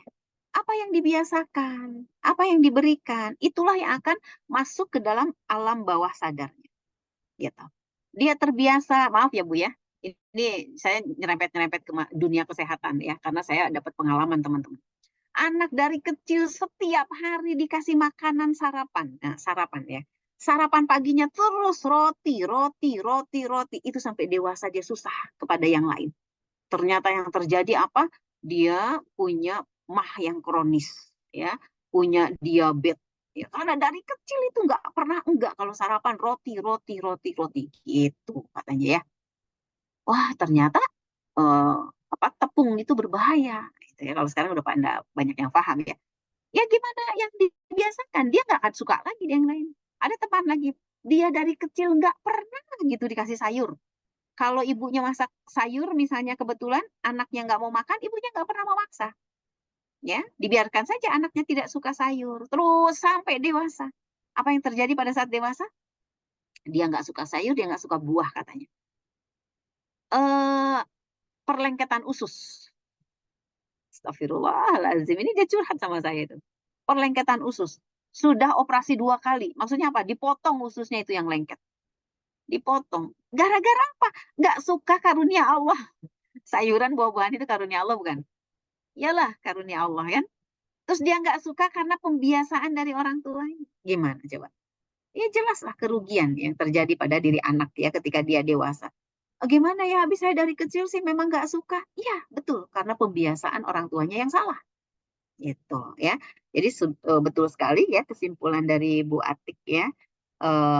Demikian ya sehingga orang tuanya yang mendidik ya sejak dini atau sejak dalam kandungan itu memang betul akan mempengaruhi pembentukan akal pemikiran si anak ya, bahkan juga dikenalkan ya dari kecil itu kalimat-kalimat thayyibah itu akan menjadi pengetahuan yang tersimpan di alam bawah sadarnya nanti. Begitu ya. Allahu a'lam bishawab.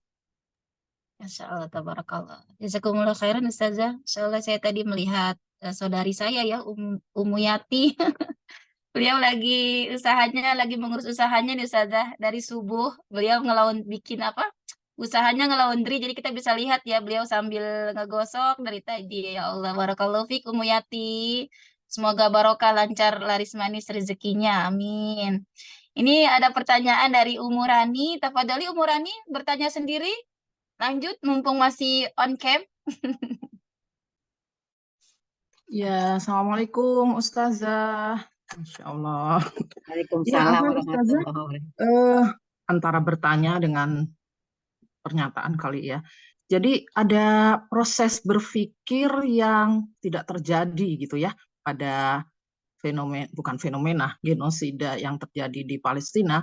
Bagaimana sejak usia dini itu anak dan masyarakat itu sudah dicekokin atau di brainwash gitu bahwa orang Palestina itu nggak layak gitu ya. Bahkan dikatakan bahwa mereka itu bukan manusia seperti itu. Jadi di sini terjadi penutupan fitrah, penutupan apa ya sebenarnya kan fitrahnya suci gitu, tapi karena udah ditutup seperti itu sehingga tidak ada jadi proses berpikir gitu ya. Apalagi mungkin berpikir sampai dengan tahap tadi ya yang kebutuhan akan Tuhan itu juga mereka sendiri sudah didoktrin gitu. Seperti itu ya, sehingga genosida dianggap sesuatu yang wajar orang mereka, nggak seperti kita begitu ya Ustazah ya. Afan Ustazah, gimana Ya, itu? ya betul. Apa yang terjadi pada orang-orang Zionis di Israel ya? Mereka itu sudah kita kenal, Allah sendiri yang mengatakan bahwa mereka diberi kelebihan, ya kan? Kelebihan kecerdasan oleh Allah itu dalam masa yang panjang. Ya, masa yang panjang itu mereka diberikan kecerdasan yang luar biasa, dan kita mengakui orang-orang Yahudi itu memiliki kecerdasan yang luar biasa. Tapi kok aneh ya, mereka cerdas ya, tapi kok kayak nggak mikir kan gitu ya, kayak nggak mikir. Yang namanya manusia itu pastilah punya rasa kasihan. Nah itu apa tuh? Ghorizah ya. Ghorizah apa kalau kasihan itu? Ghorizah bako ya, naluri bako. Nah, rasa kasihan ya. Kemudian rasa takut kepada azab Tuhan misalnya. Karena dia juga kan beragama. Ya, Zionis Israel itu ahlul kitab. Ya, mereka itu memegang atau mempercayai kitab Taurat ya yang diturunkan kepada Nabi Musa ya, meskipun Allahu a'lam mungkin sudah diselewengkan isinya ya sebagaimana Bible ya. Tapi kok kayaknya mereka nggak takut sama Tuhan tuh. Berarti kayaknya Gorizah Tadayunnya itu udah kacau gitu ya, pemuasan. Betul. Dia kondisinya menjadi seperti ini bukan dia nggak bisa berpikir, bukan. Ya. Atau bukan dia nggak berpikir juga, bukan. Ya, tapi pengetahuanlah yang berpengaruh kepada mereka. Tadi ingat Ibu ada 4 ya. Ada 4 yang berpengaruh dalam proses berpikir manusia itu. Pertama fakta, yang kedua alat indera, yang ketiga otak, yang keempat ilmu pengetahuan. Nah, yang paling berpengaruh terhadap pensikapan dalam perilaku itu adalah yang terakhir, Bu. Pengetahuan, ilmu pengetahuan. Maka ketika ilmu pengetahuan yang terus ditanamkan ke dalam benak generasi-generasi mereka adalah ilmu pengetahuan yang salah dalam memandang sesuatu. Ya, keliru dalam memandang sesuatu, bahkan diselewengkan dari kebenaran, dan itu terus-menerus ditanamkan. Maka yang akan mempengaruhi perilaku mereka itu ketika mereka berpikir adalah sesuai dengan pengetahuan. Nah, kita pernah juga lihat postingan ya orang-orang Zionis Israel itu, anak-anak sekolahnya itu kan ditanya, kamu di antara kalian siapa yang bertemu orang Arab tadi? Orang Arab itu maksudnya mungkin Palestina.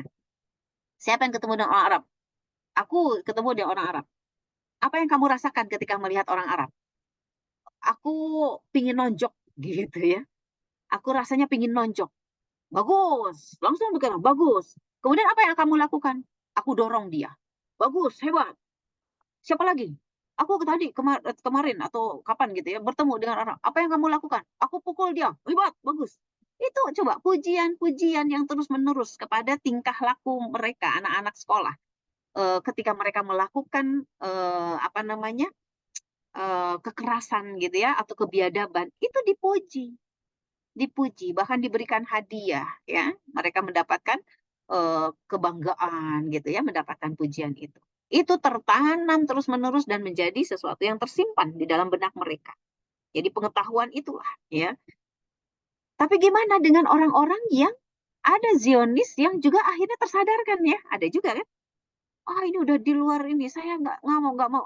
Itu mereka yang kemudian tersentak pemikirannya dengan informasi yang lain. Jadi otak itu terdiri dari banyak laci, Bu ya. Banyak lacinya itu ya. Ada laci yang sangat berpengaruh. Ya. Informasi yang sangat berpengaruh dalam perilaku dia dalam proses pengambilan keputusan. Itu bisa jadi ya, kemudian ada laci yang lain juga itu penuh dengan informasi yang dia dapatkan. Karena orang-orang Zionis juga mereka membaca ya. Membaca postingan dunia, membaca informasi-informasi global, itu akan berkecamuk dalam benaknya itu antara informasi yang salah dengan informasi yang benar. Nah, tinggal yang mana yang dominan. Tinggal mana yang dominan, itulah yang akan mempengaruhi perilakunya. Maka bisa kita simpulkan, kalau ada orang Zionis Israel yang kemudian dia malah membela Palestina, misalnya, maka berarti ada informasi yang dominan, yang benar, yang mempengaruhi perilaku. Tapi yang namanya otak kan nggak bisa kita bedah gitu ya, kemudian kita gambarkan di dalam komputer, oh ini dia informasi ini yang dominan, nggak bisa, kecuali dia mengucapkannya, kecuali dia menyampaikannya. Saya mendapatkan informasi ini, ternyata Islam itu tidak seperti ini, tidak seperti itu.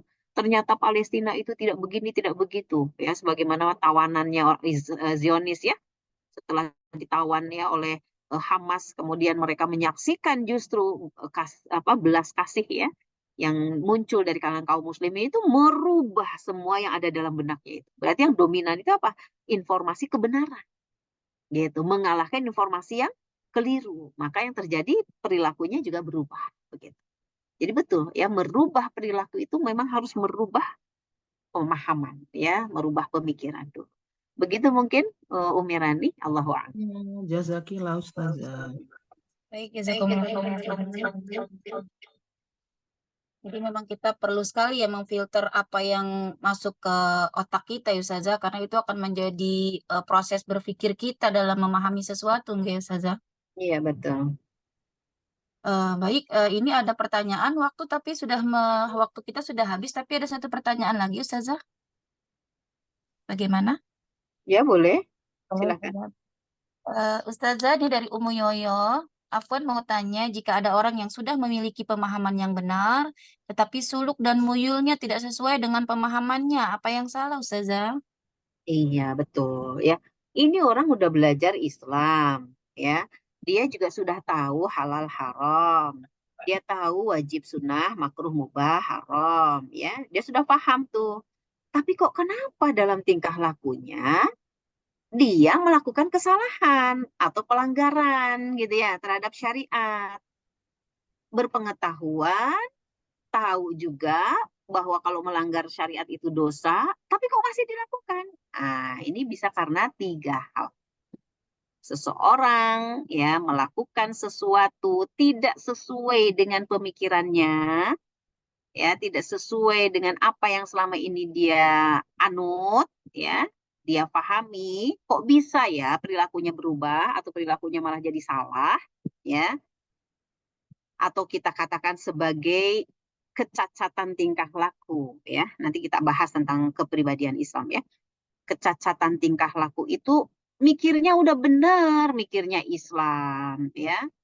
Terus dia juga punya tuh rasa takut sama neraka, ya. Pingin juga masuk surga, ya. Terus dia takut juga dosa, malu juga. Tapi kok kenapa kadang-kadang suka masih ke apa terrealisasikan perbuatan yang melanggar. Ya, maka ini karena 3 sebabnya. Yang pertama digoda setan. Ya, yang pertama karena digoda setan. Ya, setan berusaha untuk menggoda dia sekuat tenaga. Ya, sehingga dia terjerumus ke dalam dosa padahal dia sudah tahu. Yang akan menggoda orang-orang yang imannya level 5, maka yang setan yang menggodanya juga level 5. Ya. Kalau yang keimanannya, pengetahuannya level 10, maka yang akan menggodanya juga level 10. Kalau yang menggoda ustadz, nah setan yang mana? Ya setan ustadz juga lah. Kualitas setannya juga ustadz mungkin ya. Jadi yang menggoda ustadz itu ya kalibernya setan-setan yang juga kuat gitu ya.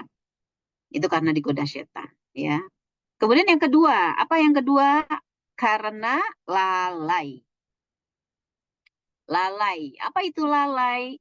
Ya dia tidak bersegera menyadari, mengaitkan antara pemahaman ya dengan perbuatannya.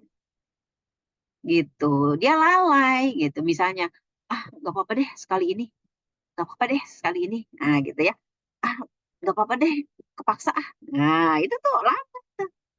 Ya, lalai. Jadi dia tidak menguatkan ikatan antara pemikiran dia dan perasaan dia untuk menjadikan tingkah lakunya sesuai dengan syariat. Ya. Nah, kemudian yang ketiga itu karena mungkin pada perbuatan itu dia belum tahu hukumnya. Bodoh artinya, ya. Jahil, dia bodoh. Belum memahami aturan, ya, belum memahami hukum. Ya, ya jelaslah dia dosa karena harusnya nggak boleh dulu berbuat dong. Harus cari dulu tahu, ya, cari tahu dulu hukumnya. Nggak boleh berbuat dulu. Kalau nggak tahu hukum tuh nanya dulu. Boleh nggak ya saya melakukan ini? Boleh nggak ya saya melakukan itu? Nah, itu tanda-tanda orang yang berpikir. Jangan dia belum tahu hukumnya, kemudian dia langsung aja dia berbuat dengan mengatakan, barangkali boleh, barangkali boleh. Nggak begitu. Harus tanya dulu kalau memang tidak tahu. Ya, fas'alu ahla dzikri in kuntum la ta'lamun. Ya, bertanyalah kepada orang yang memahami kalau kalian tidak mengetahui. Gitu. Ya. Nah, gimana caranya? To be continued ya. Bagaimana caranya menghindari dari 3 ini? Ya, dari godaan setan, dari lalai, dan dari mana tadi? Dari ketidaktahuan ya. Bagaimana cara mengatasinya? To be continued. Insya Allah ya, pekan depan dilanjut. Baik, jazakumullah. Jadi tidak tepat ya kalau kita beralasan bahwa kita tidak mengetahui suatu hukum sehingga berharap Allah mengampuni apa-apa yang kesalahan yang kita lakukan sebelum kita mengetahuinya. Begitu ya Ustazah? Iya. Oh, kan kita nggak tahu. Kayaknya kita nggak dosa. Belum tentu nggak dosa. Bisa jadi malah dosanya jadi double. Masya Allah. Karena tidak mencari tahu ya Ustazah. Nah, karena tidak mencari tahu, kemudian dia terjerumus ke dalam kesalahan. Gitu. Iya. Memang merasa tidak adil sih begitu kita seseorang yang berupaya dengan keras mencari ilmu agama, kemudian ada orang dengan mudahnya diajak ngaji nggak mau, kemudian ditanya sama Allah merasa dia menjawab dengan jawaban yang saya tidak tahu, saya belum tahu, padahal sudah berapa puluh orang mungkin atau ulama yang mengajak dia pada kebaikan dan mengarahkan dia untuk mengkaji Islam, tapi dia menolaknya. Iya, Masya betul. Allah, tabarakallah. Baik, sangat berarti, sangat berharga sekali pembelajaran yang kita dapat di hari ini, sangat menjadi bekalan dan maklumat baru buat kita semua. Semoga ini menjadi saksi di akhirat kelak bahwa kita para ibu ya, pembangun peradaban yang memang mempunyai amanah yang berat ternyata, karena di tangan kita lah anak-anak kita nanti ke depannya akan menjadi pribadi atau individu yang bagaimana, yang solehkah, yang muslihkah, atau yang sebaliknya ya, yang kufur, yang fakir, itu ada di tangan kita. Jadi mengapa kita memiliki kewajiban untuk mengkaji Islam secara kafah? Inilah yang akan menjadi bekalan bagi bukan diri kita sendiri ya, tapi untuk umat, juga untuk anak cucu keturunan kita, yang itu akan membawa kebaikan juga di akhirat kelak. Karena setiap apa yang kita ajarkan, setiap yang kita lakukan akan mempengaruhi keberkahannya, yang itu juga sampai juga ke anak cucu kita.